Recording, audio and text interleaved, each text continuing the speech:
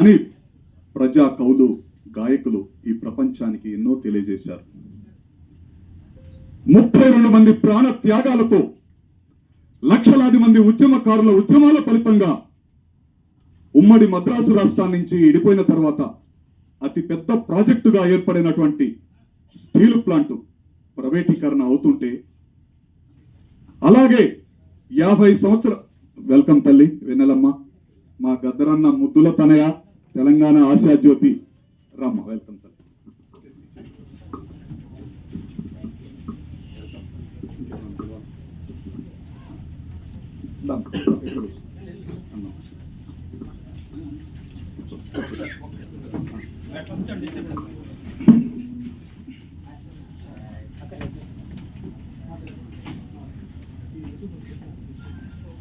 Swami, we should look a bit forward. Is that the left field? Swami, look at the left field.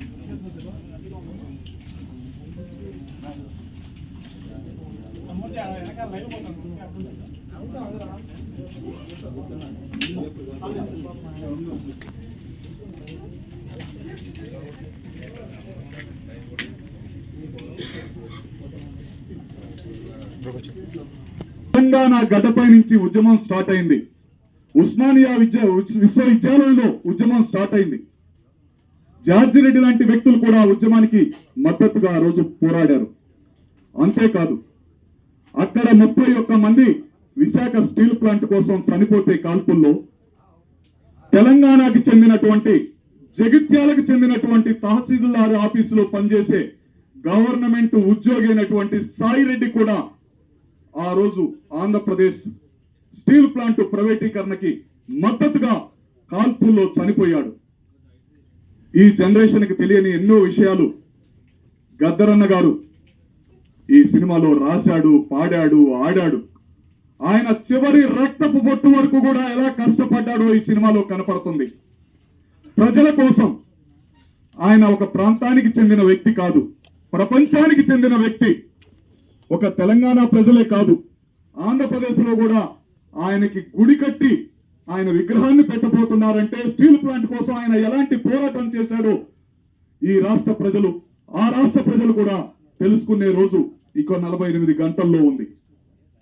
ప్రేమైన సోదరులారా, విశాఖ ఉక్కు ఆంధ్రుల హక్కు నినాదంతో 32 మంది ప్రాణ త్యాగాలు చేసినటువంటి ఆ స్టీల్ ప్లాంట్ను తుక్కు రేటుకి అమ్ముతుంటే సమ్మెని జన్మ హక్కు రన్నో దాన్ని ఆపేటి మునగాడు ఎవడన్నా, సమ్మెని జన్మ హక్కు రన్నో దాన్ని ఆపేటి మునగాడు ఎవడన్నా, అన్నన్న మాయన్న కంపెనీ కూలన్నా, అన్నన్న మాయన్న కంపెనీ కూలన్నా, ఎన్నాళ్ళు ఈ బతుకు ఎదురు తిరగావన్నా, సమ్మెని జన్మ హక్కు రన్నో ఉక్కు ఫ్యాక్టరీ తల్లి.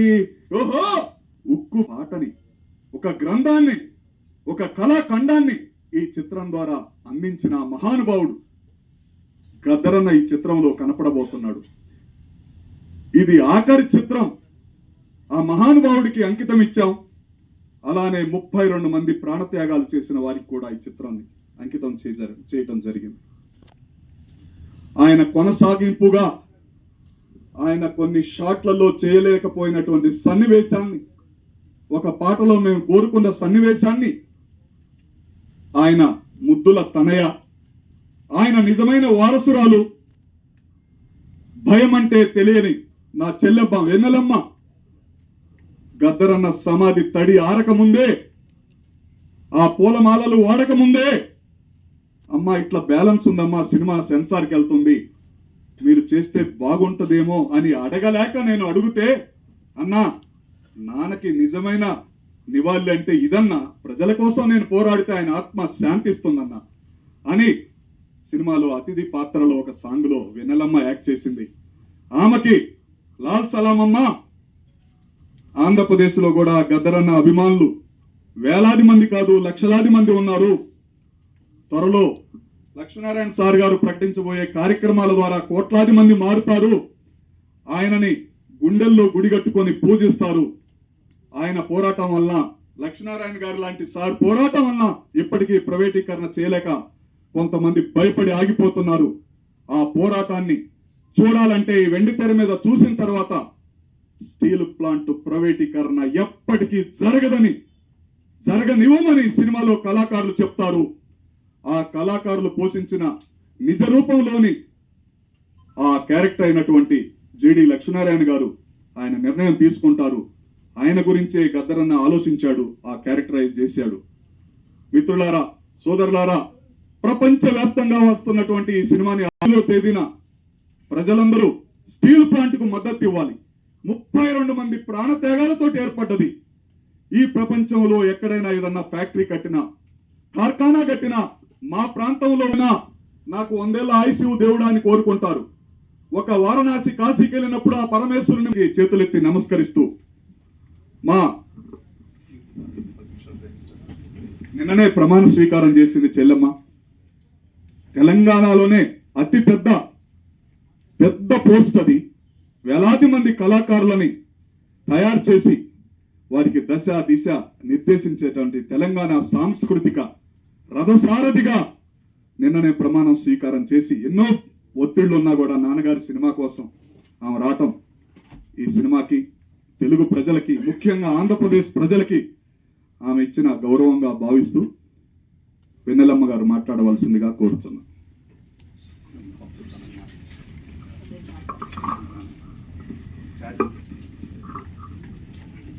వేదిక మీద ఉన్న పెద్దలందరికీ, ఇక్కడికి వచ్చిన ప్రింట్ ప్రెస్ మీడియా అన్నలందరికీ, మీ వెనకలున్న తమ్ముళ్ళు అన్నల అందరికీ, గద్దరన్న కుటుంబం తరఫున మీ చెల్లి మీ బిడ్డ వెన్నెల తరఫున విప్లవాల వందనాలు.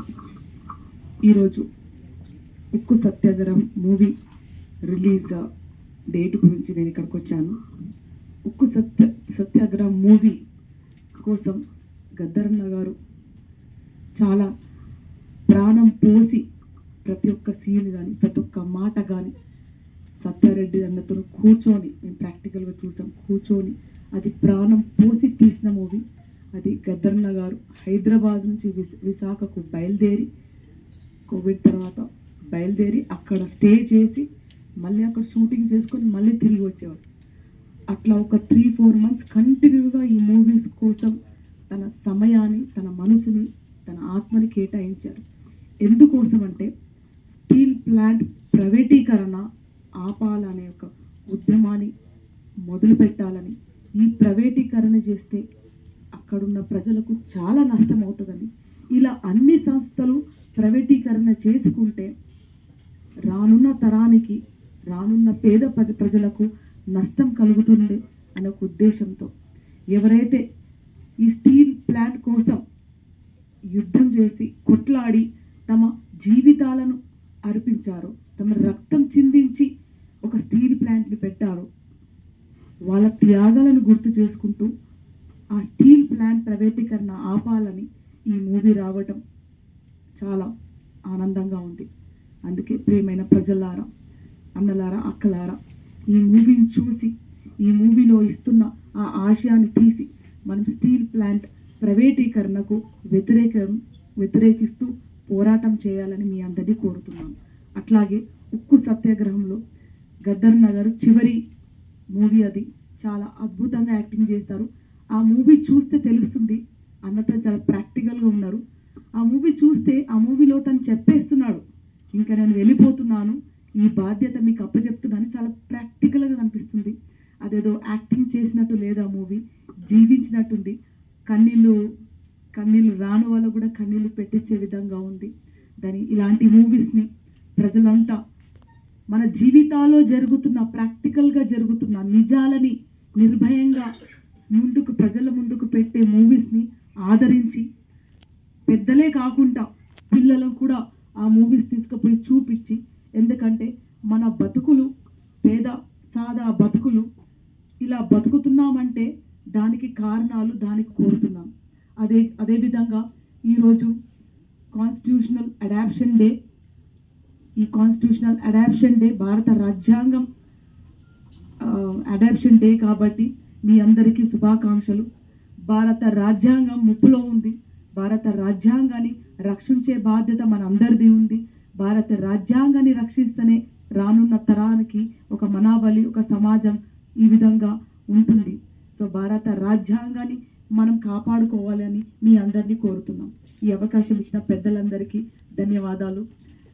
Sir I'm very happy. నేను మీ స్పీచెస్ చూసుకుంటూ పెరిగాను, అంటే మేము ఏకలవ్య శిశురాలు అనమాట. Thank you so much. I'm very happy and privilege that I'm standing front of you and talking. You all are spirit. మీలాంటి వాళ్ళని చూసుకుంటూ పెరిగాం. సో మేము ఈరోజు నిలబడి మాట్లాడుతున్నామంటే సార్ మీలాంటి వాళ్ళనే sir. Thank you so much. Kindly excuse me. Actually నిన్న బాధ్యతలు తీసుకున్నాక ఇది మన స్కెడ్యూల్ డే అన్నకు ఇచ్చిన సమయమే. నేను తర్వాత ఇంకొక ఇనాగరల్కి వెళ్ళేదండి. థ్యాంక్ యూ సో మచ్ అన్నయ్య. థ్యాంక్ యూ అందరికి. థ్యాంక్ యూ సో మచ్ చెల్లి. అందరూ థ్యాంక్ యూ అన్న. Thank you so much. బిజీలో ఉండి కూడా వచ్చినందుకు హృదయపూర్వకంగా అభినందనలు, ధన్యవాదాలు. మీరు మళ్ళా ఒకసారి విశాఖపట్నాన్ని పర్యటించాలని అందరి సమక్షంలో కోరుతున్నాం. థ్యాంక్ యూ అండి.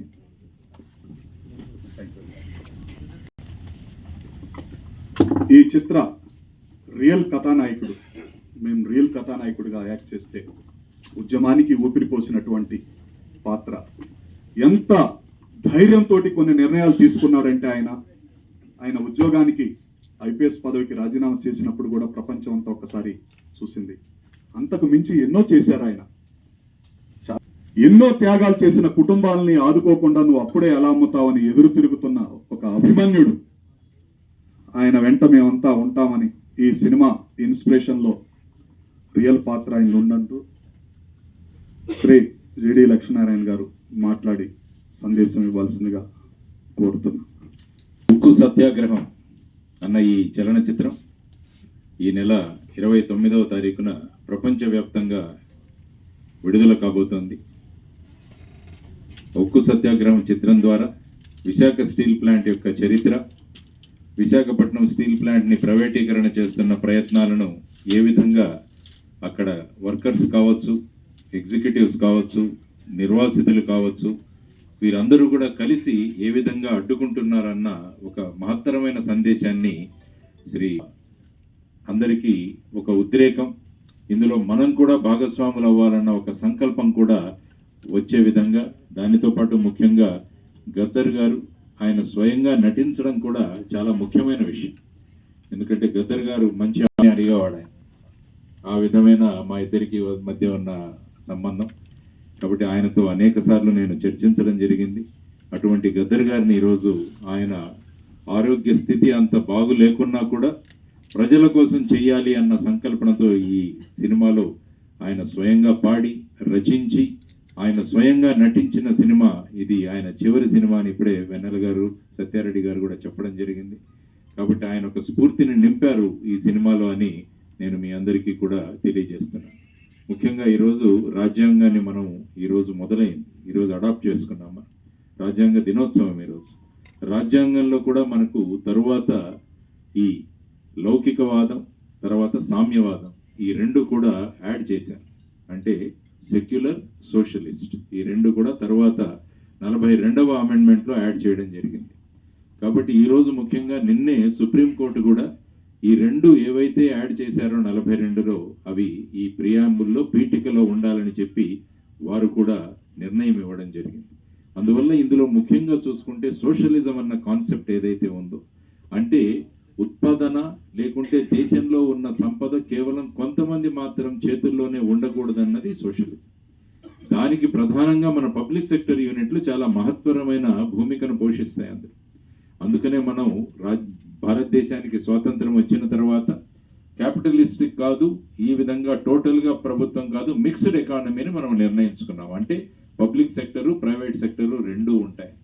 ఆ విధంగా చేసుకుంటున్న సందర్భంలో మొట్టమొదటిసారిగా భారతదేశంలో ఒక పోర్టు ఉన్న ప్రాంతంలో స్టీల్ ప్లాంట్ పెట్టాలన్న సంకల్పన చేసిన తర్వాత ఆ స్టీల్ ప్లాంట్ని మిగతా రాష్ట్రాలు, తమిళనాడు కావచ్చు, కర్ణాటక కావచ్చు, వాళ్ళ ప్రాంతాలకు తీసుకువెళ్ళాలని ప్రయత్నం చేసిన సమయంలో అక్కడ అమృతరావు గారు అనే ఆయన గుంటూరు నుంచి వచ్చి అక్కడ నిరాహార దీక్ష చేయడం, ఆ తర్వాత విద్యార్థులు పెద్ద సంఖ్యలో పాల్గొనడం, ఆ తర్వాత మొత్తం అది కేవలం విశాఖపట్నానికి మాత్రమే కాదు, మొత్తం ఉమ్మడి ఆంధ్రప్రదేశ్లో కూడా 32 మంది ప్రాణత్యాగాలు చేసిన సందర్భంలో చిట్ట చివరిగా ప్రభుత్వానికి విశాఖపట్నంలోని ఈ స్టీల్ ప్లాంట్ ఏర్పాటు చేసుకోవాల్సిన నిర్ణయం అప్పటి ప్రధాని ఇందిరాగాంధీ గారు తీసుకున్నారు. ఆ తరువాత అది బ్రహ్మాండంగా ముందుకు వెళ్ళి మంచి లాభాలలో నడుస్తున్న ఒక గొప్ప యూనిట్, పబ్లిక్ సెక్టర్ యూనిట్. ఆ తర్వాత అతి ఉత్తమమైన క్వాలిటీ ఉన్న స్టీల్ తయారు చేసే కర్మాగారం విశాఖపట్నం స్టీల్ ప్లాంట్. దాన్ని RINL కూడా అంటారు, రాష్ట్రీయ ఇస్పాత్ నిగమ్ లిమిటెడ్ అని చెప్పేసి. మీరు యాక్చువల్గా చూసుకుంటే ప్రధానమంత్రి గారి ఆవాస్ యోజన అంటే ఇళ్ళు కట్టించే దాంట్లో సుమారుగా 21,000 మెట్రిక్ టన్నులు విశాఖ స్టీల్.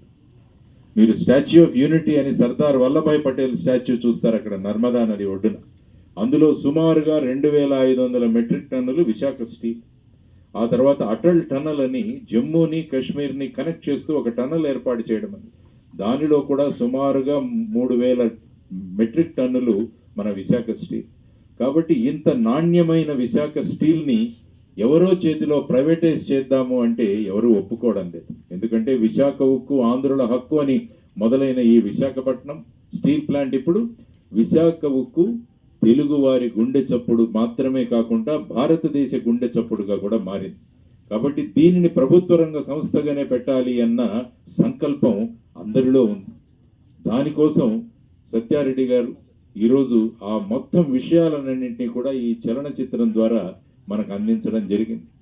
కోర్టులలో వెళ్ళి ఈ ప్రైవేటైజేషన్ కాకూడదు అన్న విధంగా ఒక పబ్లిక్ ఇంట్రెస్ట్ లిటిగేషన్ ద్వారా మేము కూడా పోరాడుతున్నాం అందులో. ఎందుకంటే ముఖ్యంగా ఇది ప్రభుత్వ రంగ సంస్థగా ఉండాలి. ఎందుకంటే విశాఖపట్నం యొక్క పటం మారిపోయింది. విశాఖపట్నం స్టీల్ ప్లాంట్ వచ్చిన తర్వాత చిత్రంలో కూడా అదే చెప్పారు ఆయన. భీమునిపట్నం అంటే విశాఖపట్నం కన్నా భీమిలి అన్నది ఒక కార్పొరేషన్ మున్సిపాలిటీగా ఉండేది. భారతదేశంలో సూరత్ తర్వాత 2వ మున్సిపాలిటీ భీమిలి. అది ప్రధానంగా ఉండేది. విశాఖపట్నం చాలా చిన్న ఊరుగా ఉండేది. కానీ విశాఖపట్నం స్టీల్ ప్లాంట్ వచ్చిన తర్వాత విశాఖపట్నం రూపురేఖలే మారిపోయాయి. అనేక పబ్లిక్ సెక్టర్ యూనిట్స్ అక్కడ వచ్చాయి. లక్షల మంది విశాఖపట్నం స్టీలీకరణ చేస్తారు. అప్పుడు ఏమవుతుందంటే లాభాల కోసం ప్రైవేటీకరణ జరిగిన తర్వాత ఆ వ్యక్తులు తమ జేబులో ఎంత వెళుతుందని చూసుకునే సందర్భాలు ఉన్నాయి. అందువల్ల ఇది ప్రైవేటీకరణ కాకూడదు అన్నది ప్రధానంగా. అందరూ కూడా ఇది ప్రైవేటీకరణ అవ్వదు అని చెబుతున్నారు. మొన్న మినిస్టర్ గారు కూడా వచ్చి వెళ్ళారు, కుమారస్వామి గారు. ఆయన కూడా ఇది ప్రైవేటీకరణ అవ్వదు అని చెప్పారు. 3 నెలలు అయిపోయింది కానీ ఇంకా ఏమీ అందులో ఏ విధమైన చర్యలు తీసుకున్నట్టు కనపడ్డారు.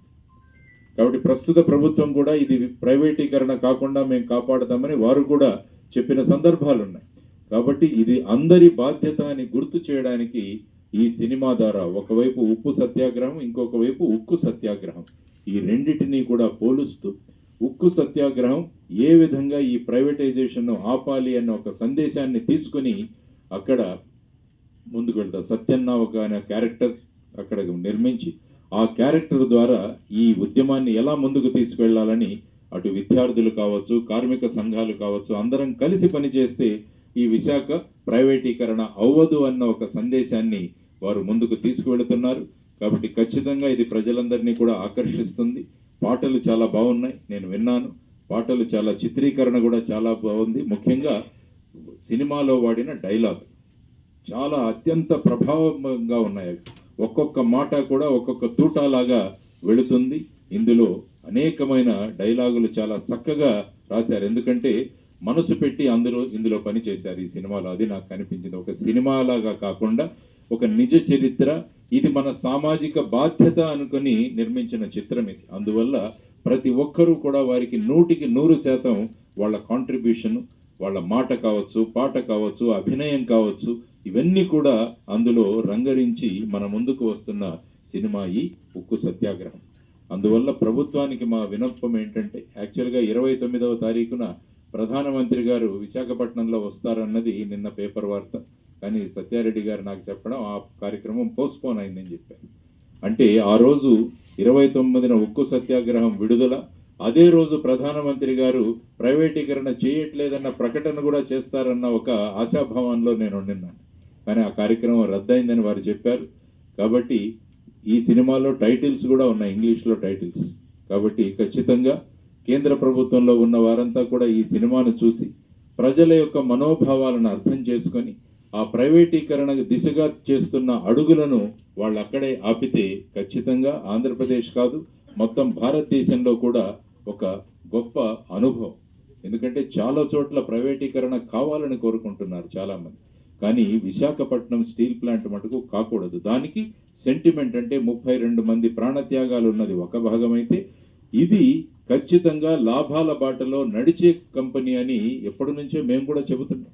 దీనికి చేయాల్సింది కేంద్ర ప్రభుత్వం ఒకటే కోరుకుంటున్నాం, దానికి గనులు కేటాయించండి అని మొదటి నుంచి డిమాండ్. మిగతా అన్ని కంపెనీస్కి, అన్ని ప్రైవేట్ కావచ్చు, గవర్నమెంట్ కావచ్చు, అన్నిటికీ వారి సొంత గనులు ఉన్నాయి. కానీ విశాఖపట్నం స్టీల్ ప్లాంట్కి మాత్రం సొంత గనులు ఇవ్వలేదు. 28 అప్లికేషన్లు వేసినా కూడా స్టీల్ ప్లాంట్కు ఈ విధంగా గనులు కేటాయించలేదు. ప్రస్తుతం ఈ ప్లాంట్కి కావాల్సింది గనులు కేటాయించడం, లేకుంటే స్టీల్ అథారిటీ ఆఫ్ ఇండియాలో ప్రభుత్వ రంగ సంస్థగా కొనసాగించడానికి ఆ విధంగా ప్రభుత్వం ఆలోచించాలి. ఎందుకంటే సినిమా అన్నది చాలా ప్రభావవంతమైన మీడియం. ఎందుకంటే సినిమాల ద్వారా ప్రజల యొక్క భావోద్వేగాలను, ప్రజల యొక్క ఆలోచన విధానాలను కూడా ప్రభావితం చేసేదే సినిమా. కాబట్టి అటువంటి ఉక్కు సత్యాగ్రహం అన్న ఈ సినిమా ఖచ్చితంగా ప్రజలందరినీ కూడా చైతన్యవంతులుగా చేసి, ఈ స్టీల్ ప్లాంట్ ప్రైవేటీకరణ ఎందుకు కాకూడదు, పబ్లిక్ సెక్టర్ రంగంలోనే గడిస్తే ఏ విధంగా దానికి వచ్చే లాభాలు ప్రజలందరికీ చెందుతాయి. అదే ప్రైవేటీకరణ అవుతే వచ్చే లాభాలు కేవలం ఎవరైతే ఆ కంపెనీని కొనుక్కుంటారో వాళ్ళ జేబుల్లో వెళతాయి. ఈ విధమైన తర్వాత ఎప్పుడైతే ప్రభుత్వ రంగ సంస్థలో ఉంటాయో అక్కడ రిజర్వేషన్ సిస్టమ్ కూడా అమలవుతుంది. అదే ప్రైవేటు రంగంలోకి వెళితే బడుగు బలహీన వర్గాల వారికి అవకాశమే ఉండదు. ఆ తర్వాత ముఖ్యంగా ఈ స్టీల్ ప్లాంట్ కోసం సుమారుగా 23,000 ఎకరాలు ఆ ప్రాంతంలో 64 గ్రామాల నుంచి రైతులందరూ కూడా వారికి ఇచ్చారు. అప్పుడు వాళ్ళకిచ్చిన వాగ్దానం ఏంటంటే, మీ ప్రతి ఇంటిలో కూడా ఒక ఉద్యోగం ఇస్తామని చెప్పారు. ఇప్పటికీ సుమారుగా 8,500 మంది రైతులకి ఉద్యోగాలు ఇవ్వలేదు వాళ్ళ కుటుంబాలకి. ఇది 4th జనరేషన్, 4వ పీढ़ి. వాళ్ళు కూడా ఇప్పుడు కూడా ఎదురు చూస్తున్నారు మాకు ఉద్యోగాలు ఇవ్వట్లేదని. మరి ఇప్పుడు దీన్ని ప్రైవేటీకరణ చేస్తే ఉన్న ఉద్యోగులను కూడా తీసివేస్తారు ఎప్పుడు కూడా ప్రైవేటీకరణ జరిగిన తర్వాత. మరి 8,500 మంది ఎక్కడికి వెళతారు? వాళ్లకు జీవితానికి ఆధారమైన భూమిని వాళ్ళు దేశ భవిష్యత్తు కోసం, దేశం కోసం వారందరూ కూడా త్యాగం చేస్తే మరి వాళ్లకు ఈ విధంగా సుమారుగా 8,500 కుటుంబాలకు ఇంకా ఉద్యోగం ఇవ్వకుండా మనం ఈ విధంగా చేయడం సబబా అని మనం ప్రభుత్వాన్ని ప్రశ్నిస్తున్నాం. అవన్నీ కూడా ఈ జీవిత చరిత్రలు ప్రజలను ఆకట్టుకుంటున్నాయి. అదేవిధంగా నిజమైన సంగ్రామం తర్వాత ప్రజలందరి మద్దతుతో ఈ విశాఖపట్నం స్టీల్ ప్లాంట్ అన్నది ప్రైవేటీకరణ కాకూడదు అన్న ప్రజల యొక్క ఆశాభావాలు ఏవైతే ఉన్నాయో వాటినన్నిటినీ ప్రతిబింబిస్తూ ఈ సినిమా చేయడం జరిగింది. ఈ సందర్భంగా నేను శ్రీ మిత్రుడు సత్యారెడ్డి గారిని అభినందిస్తున్నాను. ఎందుకంటే ఇటువంటి విషయం తీసుకొని ఎంతో ప్రభావవంతంగా ఈ సినిమాను, ఈ చలనచిత్రాన్ని నిర్మించినందుకు, ఆ తర్వాత ఇది ఒక కమర్షియల్ సినిమా అయితే కాదు కానీ ఇది మన జీవితాలతో ముడిపడిన సినిమా. కాబట్టి అందరూ కూడా ఒక సామాజిక బాధ్యత అని ఈ సినిమా ఖచ్చితంగా వెళ్ళి చూడాలి అని నేను మనస్ఫూర్తిగా కోరుకుంటున్నాను. ఎందుకంటే ఇటువంటి విషయాలు విద్యార్థులకు తెలియాలి, భావి తరాలకు తెలియాలి. పోరాటం చేసి ఏ విధంగా మనం ఈ స్టీల్ ప్లాంట్ని తెచ్చుకున్నామన్న విషయం వాళ్ళకు తెలియాలి. దేశం యొక్క భవిష్యత్తు ఎలా ఉండాలన్న ఒక ఆలోచనలు కూడా వాళ్ళు రేకెత్తించే ఈ సినిమా ఉక్కు సత్యాగ్రహం బ్రహ్మాండమైన విజయాన్ని చవి చూస్తుందని, ఖచ్చితంగా మీరందరూ కూడా ఆదరిస్తారని మనస్ఫూర్తిగా తెలియజేసుకుంటూ, అందరం కలిసి ఈ విశాఖపట్నం స్టీల్ ప్లాంట్ ఎప్పటికీ ప్రైవేటీకరణ కాకుండా ప్రభుత్వ రంగ సంస్థగా ఉంటూ లాభాలలో నడిచే విధంగా ప్రభుత్వాలు నిర్ణయం తీసుకోవాలని చెప్పి మనస్ఫూర్తిగా కోరుకుంటూ, మరి ఒకసారి శ్రీ సత్యారెడ్డి గారికి, గద్దర్ గారికి, ఆ తర్వాత ఈ సినిమాలో నటించిన వాళ్ళు, నటించలేదు, జనరల్గా సినిమా అంటే నటిస్తారు, ఇది నిజ జీవితంతో ముడిపడిన సినిమా కాబట్టి వాళ్ళందరూ కూడా వారి 100కి 100% ఇచ్చి జీవించి ఈ సినిమాను చాలా చక్కగా నిర్మించారు. కాబట్టి మీ అందరి తరపున మీడియా ద్వారా ప్రజలందరికీ నేను చేస్తున్న విన్నపం, ఈ చలనచిత్రాన్ని ఖచ్చితంగా వీక్షించండి, మీ యొక్క అభిప్రాయాన్ని తెలియజేయండి. విశాఖ ఉక్కు ప్రైవేటీకరణ కాకుండా ప్రభుత్వ రంగ సంస్థగానే కొనసాగించే విధంగా ప్రభుత్వం చర్యలు తీసుకోవాలని మీరందరూ కూడా గొంతు విప్పిన రోజు ఖచ్చితంగా అది జరుగుతుందని నేను ఆశిస్తూ మరి ఒకసారి శ్రీ సత్యారెడ్డి గారికి అభినందనలు తెలియజేస్తూ ముగిస్తున్నాను. ధన్యవాదాలు. జై హింద్. థ్యాంక్ యూ సార్, ధన్యవాదాలు. మధు గారు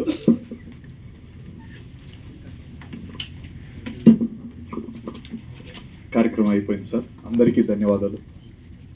మీ అందరికీ ఒక మీడియా మిత్రుల్లాగా కాకుండా ఒక తెలుగు వారిగా విజ్ఞప్తి చేస్తున్నాను. అన్ని సినిమాల్లాగా కాకుండా దీన్ని ఒక ప్రత్యేకమైన సినిమాలాగా